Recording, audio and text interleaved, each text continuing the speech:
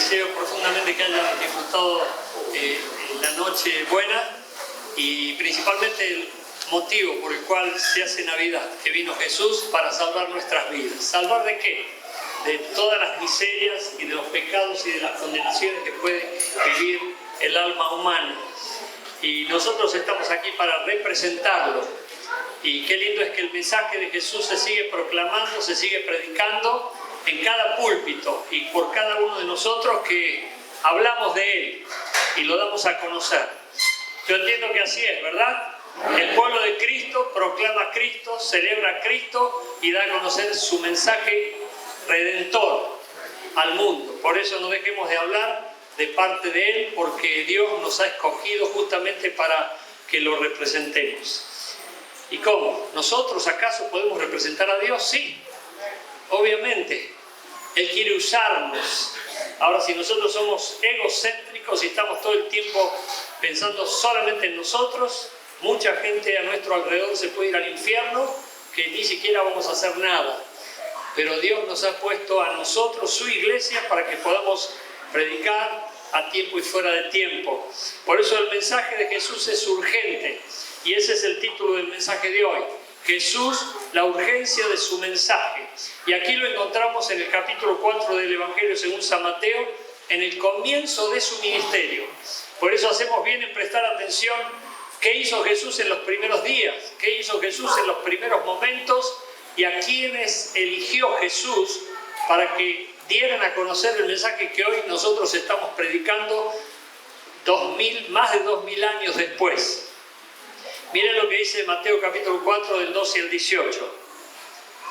Cuando Jesús oyó que Juan estaba preso, volvió a Galilea y dejando a Nazaret, vino y habitó en Capernaum, ciudad marítima en la región de Zabulón y de Neftalí. Estas ciudades todavía existen allí en el Medio Oriente, para que se cumpliese lo dicho por el profeta Isaías, cuando dijo: tierra de Zabulón y tierra de Neftalí, camino del mar, al otro lado del Jordán, Galilea de los gentiles. No dice Galilea de los judíos, dice Galilea de los gentiles. ¿Por qué? Después lo vamos a analizar. El pueblo asentado en tinieblas vio gran luz, y a los asentados en región de sombra de muerte, luz le resplandeció. Desde entonces comenzó Jesús a predicar y a decir: arrepentíos, porque el reino de los cielos se ha acercado. Andando Jesús junto al mar de Galilea, vio dos hermanos, Simón, llamado Pedro, y Andrés, su hermano, que echaban la red en el mar, porque eran pescadores. Y les dijo: venid en pos de mí, y os haré pescadores de hombres. Ellos entonces, dejando al instante las redes, le siguieron. Pasando de allí, vio a otros dos hermanos, Jacobo, hijo de Zebedeo, y Juan, su hermano, en la barca, con Zebedeo, su padre, que remendaban sus redes, y los llamó. Y ellos, dejando al instante la barca y a su padre, le siguieron. Bueno, este es el mensaje con el que vamos a reflexionar en esta tarde, justamente fresquita la Navidad para nosotros, porque muchos confunden esta fecha y esperan a Papá Noel, a Santa Claus, pero vino Jesús al mundo en una fecha que por supuesto no podemos afirmarle que fue justamente ayer, pero lo cierto es que vino, y de eso nadie lo duda, porque marcó a la historia de la humanidad en dos: antes de Cristo y después de Cristo. Y nosotros estamos como iglesia, ¿para qué? Para predicarlo, para anunciar exactamente lo mismo que Él anunció, en este caso, el arrepentimiento. La primera afirmación que queremos hacer con respecto a este tema: el mensaje de Jesús es profético. ¿Qué significa profético? Algo que se va a dar. Y la palabra de Dios es profética. Toda la Biblia es profética. ¿Por qué? Porque Dios nos advierte de todo lo que viene por delante. Por eso nosotros somos un pueblo advertido. Sabemos lo que viene en el futuro. Sabemos el final, porque ya Dios nos lo hizo conocer por medio de la profecía. Pero aquí estamos diciendo que el mensaje de Jesús es profético, es decir, que se cumple, se cumple, se cumple. Hoy estás escuchando algo que va a ser una obra en tu vida, un milagro en tu vida, porque la palabra de Dios se cumple, nunca vuelve vacía. Yo siempre me pregunto: ¿a quién vas a tocar, Dios, en este día? a quién le va a llegar el mensaje. A lo mejor algunos de los que están aquí dicen, no me llegó, o no me importó, o no sentí nada en particular. Bueno, pero hay personas que sí van a experimentar el milagro de Dios. ¿Cuántos creen que Dios puede hacer un milagro? Y si has venido a buscar un milagro, tenés que darlo por hecho, porque eso es fe. Tenés que creer que Dios va a tocar tu vida y va a bendecir tu vida. Miren lo que dice Juan en el libro de Apocalipsis. Estaba ante un ángel y Juan recibió una revelación, el apóstol Juan, y dice así: yo me postré a sus pies para adorarle. Y él me dijo, mira, no lo hagas, yo soy consiervo tuyo. O sea, los ángeles son consiervos nuestros de servicio a Dios. No hay que arrodillarse, ni siquiera invocar a los ángeles. Sí pedirle a Dios que envíe ángeles. Señor, envía ángeles. Y de hecho ya Él los envió. ¿Por qué? Porque la Biblia nos enseña que hay una multitud de ángeles acampando a nuestro alrededor. Ya están. Si hemos sido salvos, ya ellos trabajaron para colaborar en nuestra salvación. Pero no es que se fueron y nos dejaron, sino que hay ángeles para asistir a Dios y colaboración para su obra aquí en la tierra juntamente con nosotros. Dice aquí, mira, no lo hagas. ¿Qué le pide que no haga el ángel? Que se arrodille. Yo soy consiervo tuyo y de tus hermanos que retienen el testimonio de Jesús. Que retienen el testimonio de Jesús. Nosotros retenemos el testimonio de Jesús, es decir, tenemos en cuenta para qué vino Jesús, por qué vino Jesús, cuándo vino Jesús y la misión que tuvo Jesús para venir. A menos que vos digas, yo no lo sé, lo escuché por ahí, tengo un conocimiento muy vago, superficial, pero nosotros tenemos que saber por qué vino Jesús, para qué vino Jesús. Y podríamos preguntar eso ahora, ¿para qué vino Jesús? Para salvar, ¿verdad? ¿Para salvar qué? Para salvar a la humanidad, a los perdidos. Nosotros estábamos perdidos y Dios nos encontró, nos reconcilió con Él, nos dio una vida nueva. Antes llorábamos, sufríamos y queríamos suicidarnos, pero hoy disfrutamos la vida y le servimos a Dios predicando su evangelio, porque para eso vino Cristo, para salvar al ser humano, para que vaya al cielo. Dice, y de tus hermanos que retienen el testimonio de Jesús. Y aquí dice, adora a Dios, porque el testimonio de Jesús es el espíritu de la profecía. El testimonio de Jesús es el espíritu de la profecía. Si nosotros retenemos el testimonio de Jesús, si nosotros tenemos a Jesús, bueno, estamos viviendo proféticamente. ¿Qué quiere decir esto? Que hay cosas que se van a dar en nuestra vida, hay cosas determinadas por Dios que van a cumplirse en nuestras vidas. Por eso nosotros no podemos decir tiro la toalla o ya cuelgo los guantes de pelear la buena batalla de la fe, como para decir ya Dios no tiene nada que hacer conmigo. Dios todavía tiene propósitos que cumplir y Jesús vino como un maestro, pero también como un profeta. Y el espíritu de la profecía es Jesús. Por lo tanto, si nosotros estamos en Jesús, estamos en una vida profética. Es decir, cosas que ojo no vio, ni oído oyó, están determinadas para quienes. Para quienes le amamos. La pregunta del millón, ¿amás a Dios? Si amás a Dios, hay cosas maravillosas que están esperándote y van a darse, ya están viniendo y por supuesto les damos la bienvenida. ¿Qué significa profecía? Esto lo dice el diccionario, pero es bueno que lo sepamos, como por si acaso alguno no lo sabe. Profecía significa predicción o acción de predecir hechos futuros gracias a la inspiración divina. Es decir, que son cosas que se van a dar como una acción sobrenatural de Dios y que Dios determinó en su eternidad mucho antes de que el mundo fuese mundo. O sea, nosotros no vamos a sorprender a Dios. Dios nos va a sorprender a nosotros. Dios preparó este momento para que estés aquí. No has venido porque vos dijiste, hoy se me ocurrió ir. No, Dios preparó el tiempo, el momento exacto para que vengas y escuchases su palabra. Por eso nosotros tenemos que entender esto para poder darnos cuenta de por qué Jesús hacía lo que hacía. Ahora la segunda afirmación. Jesús vivía la profecía. Jesús vivía la profecía.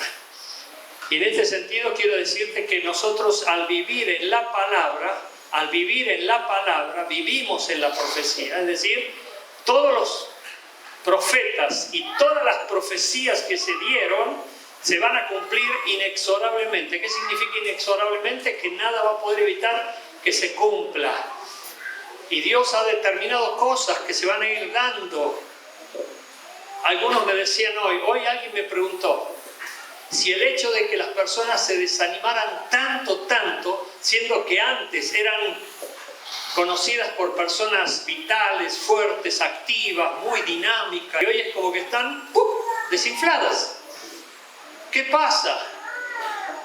Y no solamente hay uno, hay muchos que andan así, pero es típico de la profecía. ¿Por qué te digo eso? Porque Pablo, el apóstol, dice en la primera epístola, capítulo 4, versículo 1 del libro de Timoteo, en los últimos tiempos habrá muchos que apostatarán de la fe.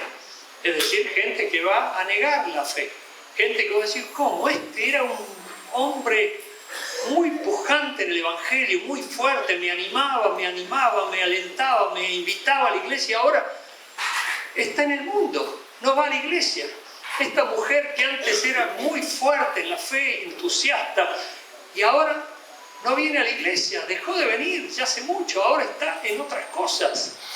Bueno, eso es parte de la profecía. Es parte de la profecía. En los últimos tiempos muchos apostatarán de la fe, es decir, negarán la fe. A vos te dirán, no tengo ganas. Alguien me dijo, no tengo ganas, pastor, se me fueron las ganas. Es como si nosotros hiciésemos las cosas por ganas. Cuando vos tenés que ir a trabajar, no tenés ganas, pero vas igual. Es como si le dijeras a tu esposa, no te amo porque no tengo ganas. Nosotros tenemos que hacer las cosas por principios, por obediencia y por supuesto por amor. Y cuando hacemos las cosas por amor, hay gloria para Dios. Y cuando hacemos las cosas por obediencia, hay bendición de Dios. Y cuando somos responsables en las tareas que Dios nos ha asignado para que cumplamos su voluntad, hay bendición abundante de Dios para nosotros. Pero si hay personas que dicen, no tengo ganas, y se dejan estar, dicen, bueno, es cuestión de ánimo nada más, pero no es cuestión de ánimo, es cuestión de bicho. El diablo inmundo y sus emisarios están permanentemente queriendo desanimar, deprimir, desactivar. Y cuando vos decís, no tengo ganas, no voy a la iglesia, ¿qué hace Satanás? Te aplaude, se pone contento, se pone feliz. Pero Dios se entristece, porque Dios nos ama y nos desea lo mejor y la bendición absoluta. ¿Por qué te digo que Jesús vivía la profecía? No solamente porque guardaba la palabra, encarnaba la palabra y era el verbo hecho carne, y nosotros también tenemos que vivir la profecía, tenemos que vivir a la luz de la palabra de Dios. Como dice el salmista, cabalgar en la revelación de la palabra de Dios. ¿Cuántos están entendiendo esto? Miren lo que dice el versículo aquí de Mateo capítulo 4, versículos 13 y 14. Cuando Jesús oyó que Juan estaba preso, volvió a Galilea y dejando a Nazaret, vino y habitó en Capernaum, ciudad marítima, en la región de Zabulón y de Neftalí, para que se cumpliese lo dicho por el profeta Isaías, cuando dijo. El profeta Isaías habló muchos años antes, pero como Jesús conocía la Biblia y como él era parte del propósito de Dios, sabía que Dios le encomendaba una misión y tenía que cumplirla. Y yo llamé tu atención cuando te mencioné Galilea. ¿Por qué Galilea? Y inclusive dice Galilea de los gentiles. ¿Por qué no Galilea de los judíos? Si estamos en Medio Oriente, estamos en Jerusalén, estamos en un lugar donde supuestamente estaba lleno de judíos. Pero no menciona judíos, sino a gentiles. ¿Por qué? Tenemos que ir a la profecía de Isaías justamente para saber cómo se ensarta este tema. Porque en un tiempo atrás, Galilea estaba lleno de judíos, como también de gentiles. Pero ¿qué pasó? La profecía de Isaías capítulo 9, versículos 1 y 2 lo explica. Miren lo que dice. Vamos a leerlo. Mas no habrá siempre oscuridad para la que está ahora en angustia, tal como la aflicción que le vino en el tiempo que livianamente tocaron la primera vez a la tierra de Zabulón y a la tierra de Neftalí, pues al fin llenará de gloria el camino del mar de aquel lado del Jordán en Galilea de los gentiles. El pueblo que andaba en tinieblas vio gran luz, los que moraban en tierra de sombra de muerte, luz resplandeció sobre ellos. Aquí explica Isaías de que ese lugar estaba lleno de gentiles. ¿Por qué? Porque habían experimentado un castigo, como una disciplina. ¿Y qué pasó? ¿Por qué estaba lleno de gentiles y por qué estaban sufriendo? ¿Por qué estaban en oscuridad? ¿Por qué estaban en sombra de muerte? Esto lo tenemos que ver en el libro de Reyes. Vamos a ir al segundo libro de Reyes, capítulo 15, versículo 29. Síganme, por favor, y dice así el texto.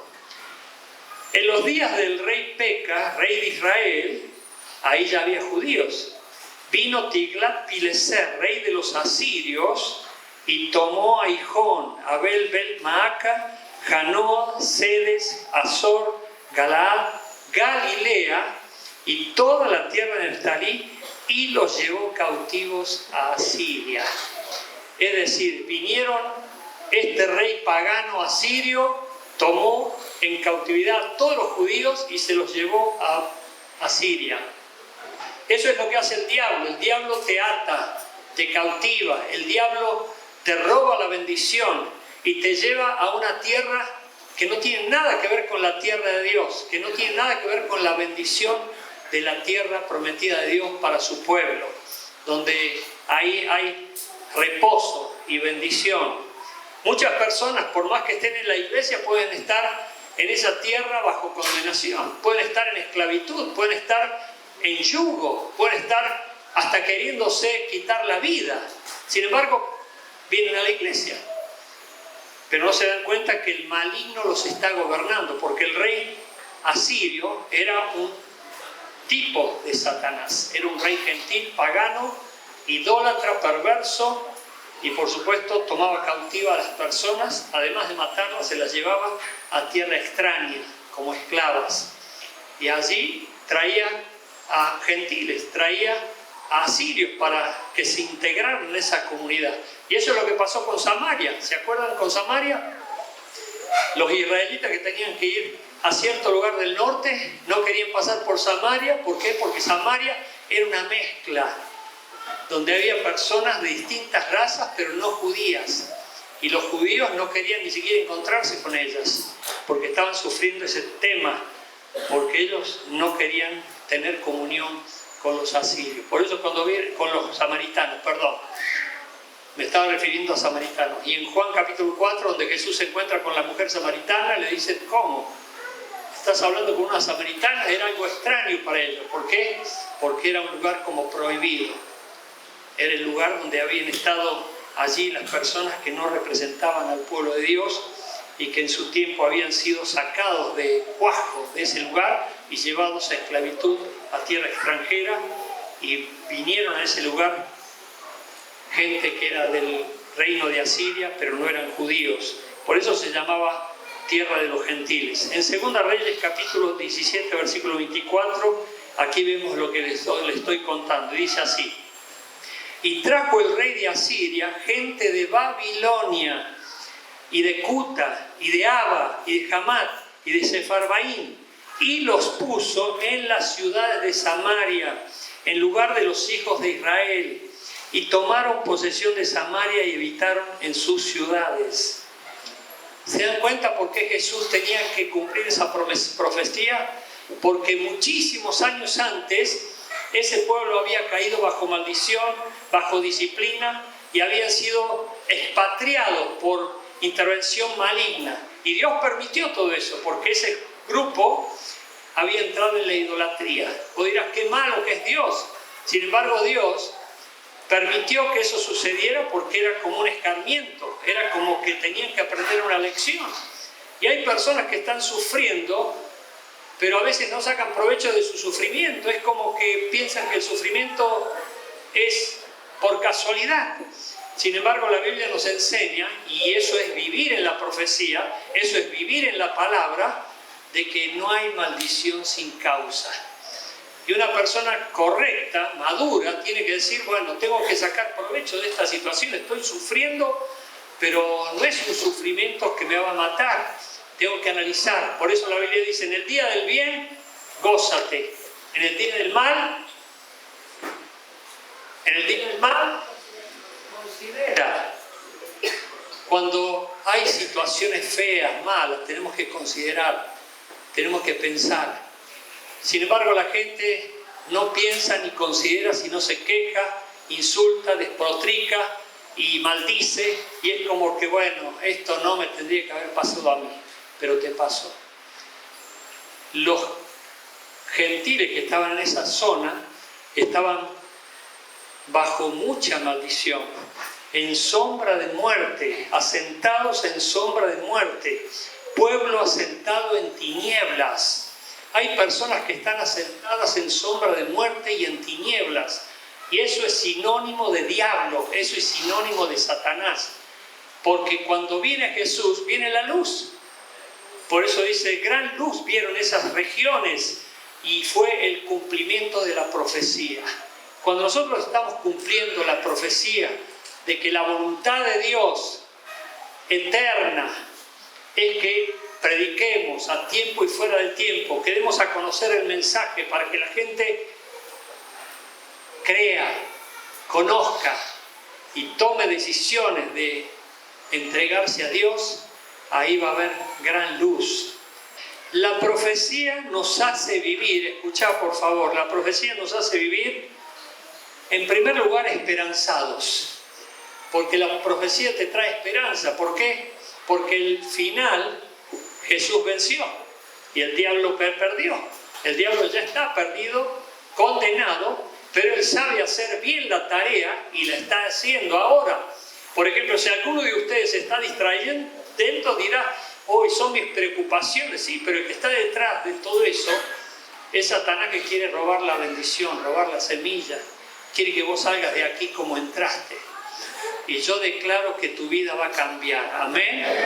Declaro proféticamente que tu vida va a cambiar. Como queremos que cambiemos todos. Para gloria de Dios, a la misma imagen de Jesucristo. La profecía nos hace vivir seguros. Porque hay personas que no toman conciencia. Caen, tropiezan, sufren, pero como si no pasó nada, como si no aprendieran nada. Pasan, el orgullo les hace sentir que están más fuertes de nuevo, siguen avanzando, siguen haciendo topetazos para enfrentar las adversidades que se les puedan presentar, pero después vuelven a caer, vuelven a sufrir y se levantan y siguen, pero no han resuelto las cuestiones que valieron que la primera vez que cayeran o tropezaran sucediera.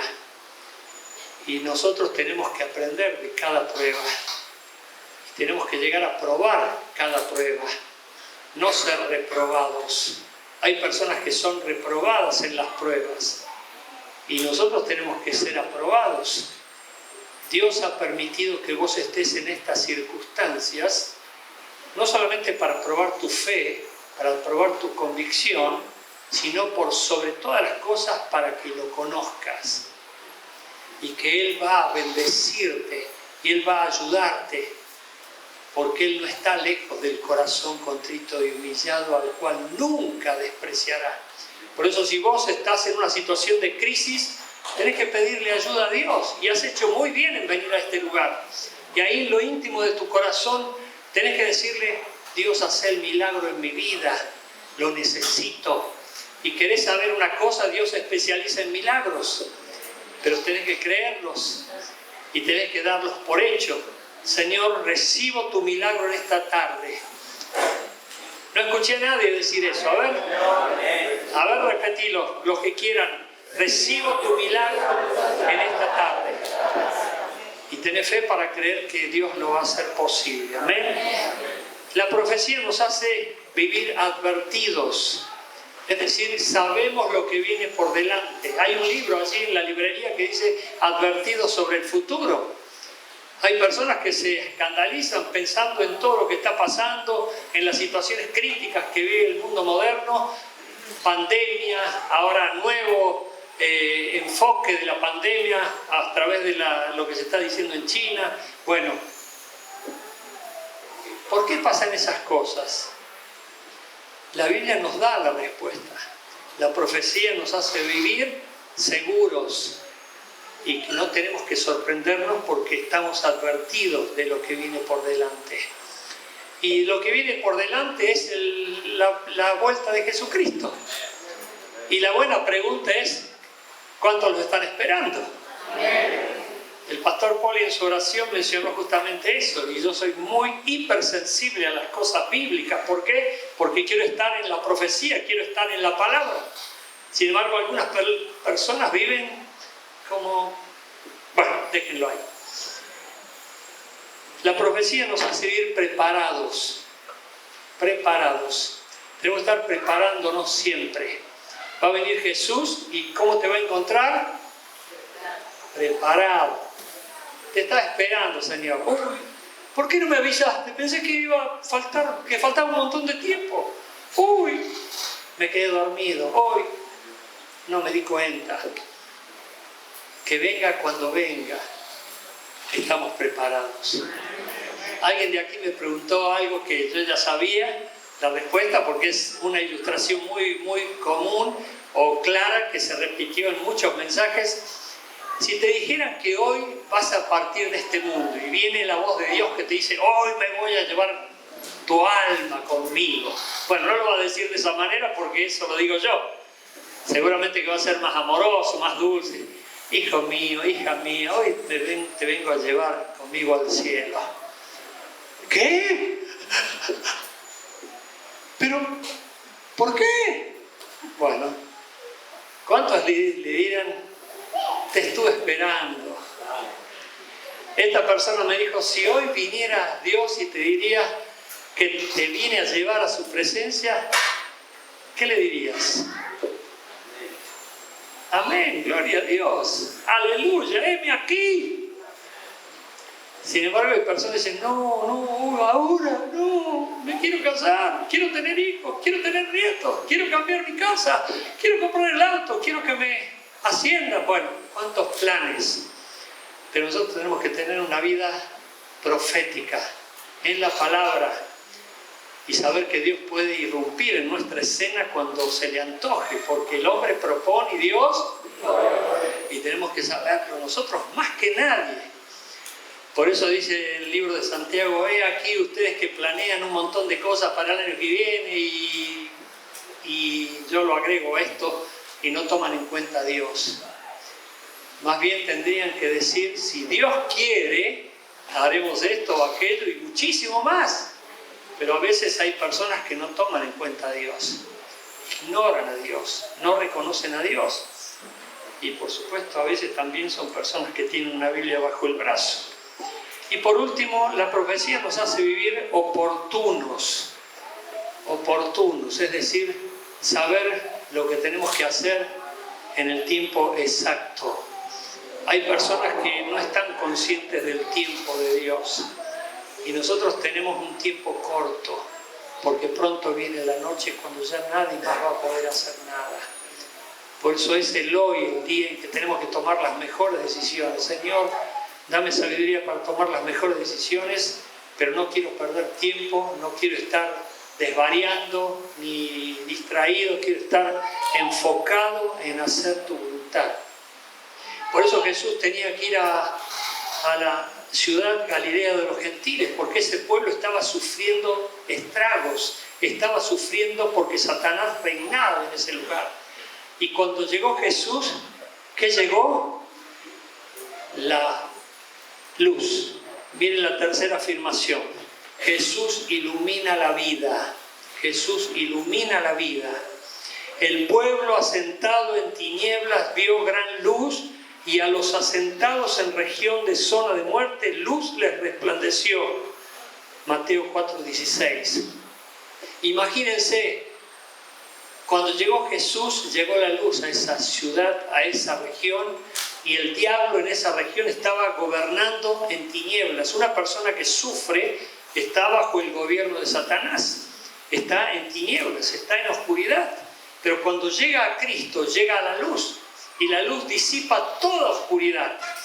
Y yo te enseñé, iglesia, y quiero que lo creas, que cuando vos entras en un lugar donde sabés que hay gente de mal vivir, gente con ídolos, con pecado y con un montón de cosas feas e inmundas, y a veces son muy visibles, gente de pactos con Satanás, hechizos, embrujos y un montón de otras cosas raras, vos tenés que saber que cuando vos llegás, llega Jesús y llega la luz. Y Dios te va a usar con esa luz. Dios va a usar tu luz. Pero si la luz que hay en ti son tinieblas, dice que queda ya para las tinieblas, dice el texto. Juan capítulo 4, versículos 4 y 5 dice: otra vez Jesús les habló diciendo: yo soy la luz del mundo. El que me sigue no andará en tinieblas, sino que tendrá la luz de la vida. El que me sigue. Otra buena pregunta para hacer aquí es: ¿estás siguiendo a Jesús? ¿Y cómo sabes que lo estás siguiendo? Tenés que conocer la palabra, tenés que conocer la Biblia, tenés que leerla, tenés que saber la profecía, porque el espíritu de la profecía es Jesús mismo. Y cuando vos estás siguiendo a Jesús, obviamente Él te va a estar guiando, y no vas a estar en oscuridad, no vas a estar en tinieblas. Hay personas que están en oscuridad. ¿Y por qué digo que están en oscuridad? Porque no saben lo que hacen, no saben para qué están en el mundo, no tienen propósito, no tienen futuro, no tienen destino. Es como que están dando vueltas y vueltas y vueltas y vueltas en círculos enfermizos y por supuesto pecaminosos. Y mientras tanto el diablo, ¿qué hace?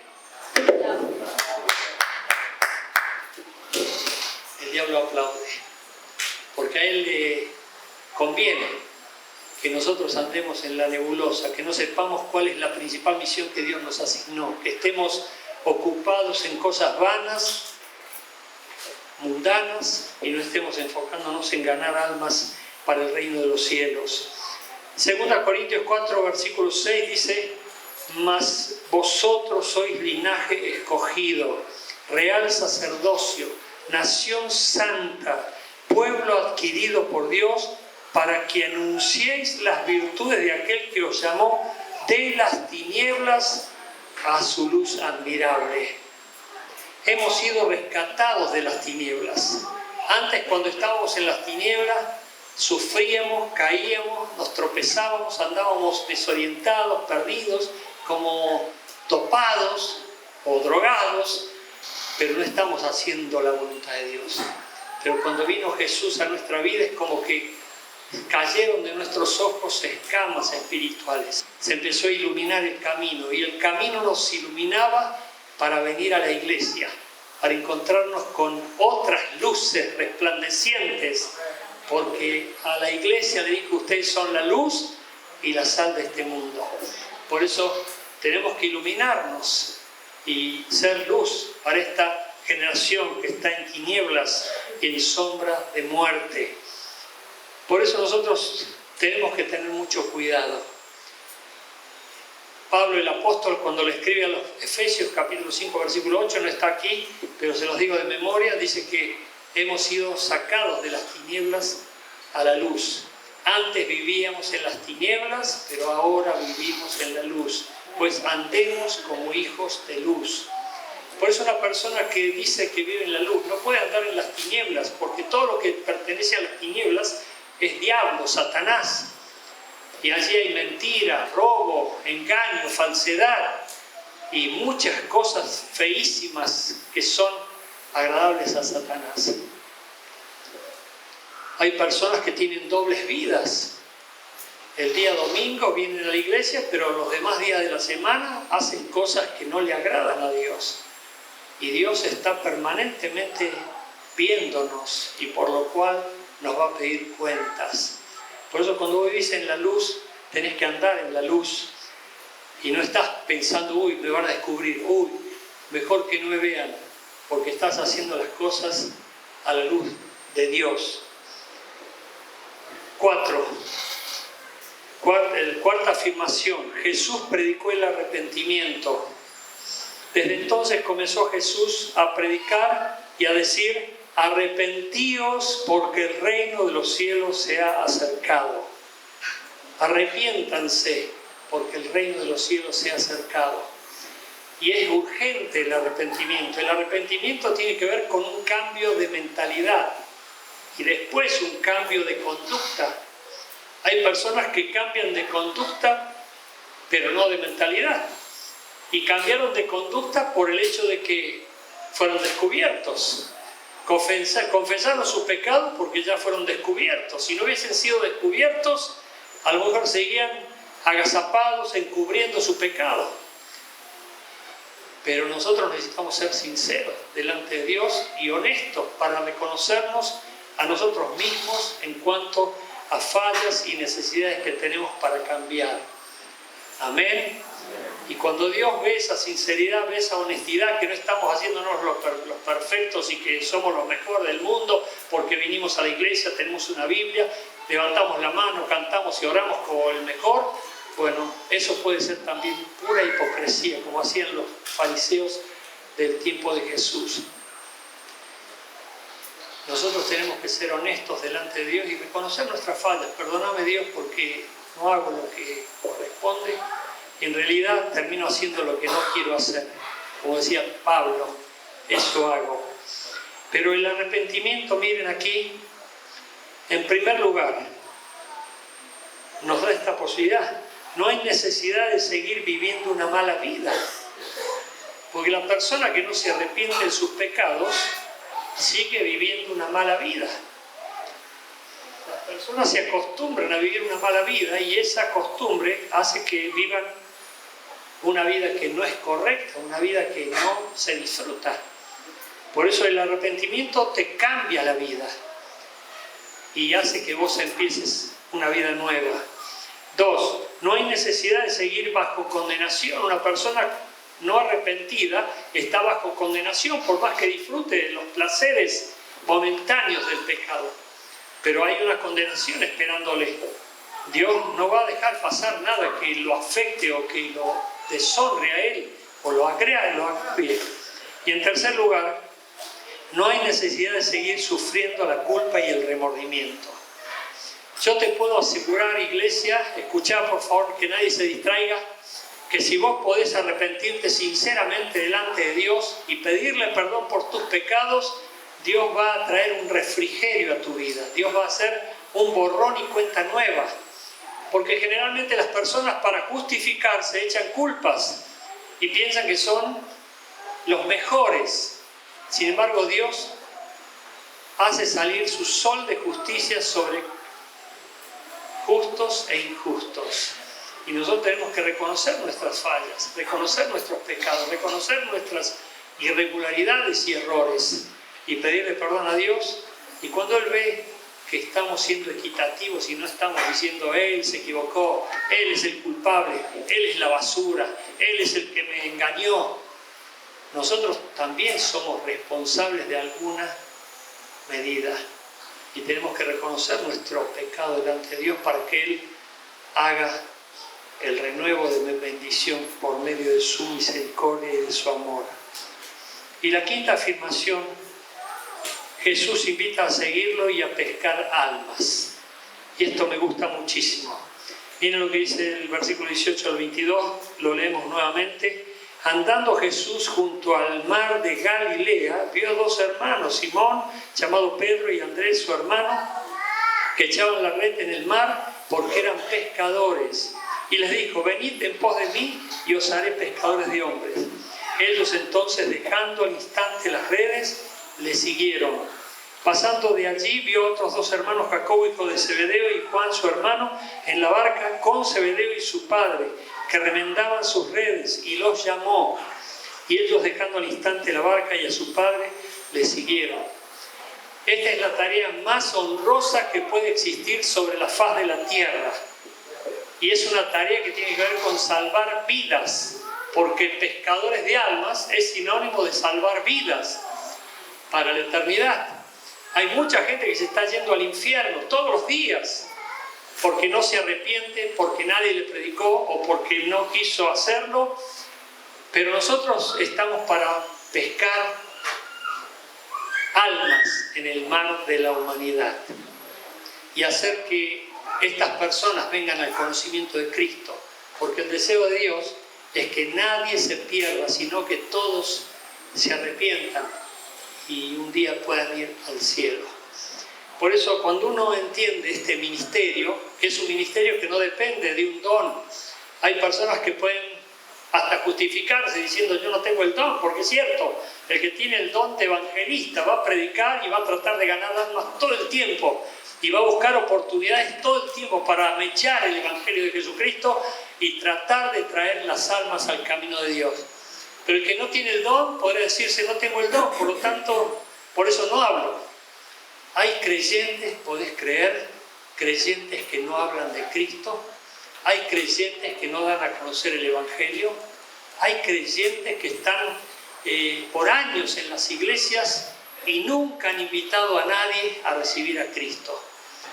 En realidad no sé en qué creen, sinceramente se los digo en la cara, a todos los que nos están viendo por internet también, porque el creyente en Jesucristo experimentó algo que no puede callar ni dejar de lado, porque Dios nos ha encomendado esa tarea como iglesia. Por eso Jesús, en sus primeros pasos como ministro del reino de los cielos, Él convocó a la gente para que empezara a hacer la tarea que nosotros no tenemos que dejar de hacerla nunca. ¿Cómo te crees que llegó el evangelio hasta nuestros días? ¿Cómo te crees que vino esta iglesia? A mí alguien me habló de Cristo, por eso estoy aquí. A vos, a alguien te habló de Cristo, por eso estás aquí. Y la idea es que nosotros sigamos compartiendo el mensaje con otros. Pero ¿por qué tantas personas pasan al lado nuestro y muchas veces ni algo les decimos? Nos interesa el enfoque de nuestro trabajo, de nuestra tarea mundana, pero la persona se está yendo al infierno si se muere en ese mismo día y no le hemos dado a conocer el mensaje que puede salvar su alma y darle vida eterna. Oro para que el Espíritu te esté acomodando las fichas, iglesia, y que puedas salir de aquí con el deseo de hacer lo mismo que hicieron estos discípulos que siguieron a Jesús y se pusieron a trabajar en la salvación de las almas de muchas personas que conocían. Porque pescar almas es salvar vidas del infierno, de la muerte eterna, del pecado, de la condenación, de la maldición y del mismo diablo. Amén. Y sería lindo hacer una pregunta: ¿cuántos quieren ser pescadores de almas? Esto que te digo es profético. Si vos pensás ahora en un alma que sufre, en una persona que está sufriendo cerca tuyo, en alguien que está con depresión, desánimo, con ganas de suicidio, y vos querés hablarles de Cristo, hablarles del amor de Dios, hablarles de la iglesia, hablarles de la Biblia, hablarles de la experiencia que has tenido hoy, Dios va a usar tu vida para bendición de los que te rodean. Y así va a comenzar tu ministerio para servicio a Dios. Levanta tu mano al cielo, por favor. Decile a Dios: Dios, en este día me quiero entregar a ti para seguirte, para honrarte, para glorificarte, para hacer tu santa y divina voluntad. Ayúdame Líbrame de todo yugo inmundo que me pueda estar afligiendo. Y echo fuera de mí a toda entidad maligna e inmunda que me quiera perturbar. Y declaro mi vida bajo tu señorío y me entrego a ti. En el nombre de Jesús. En el nombre de Jesús. Amén.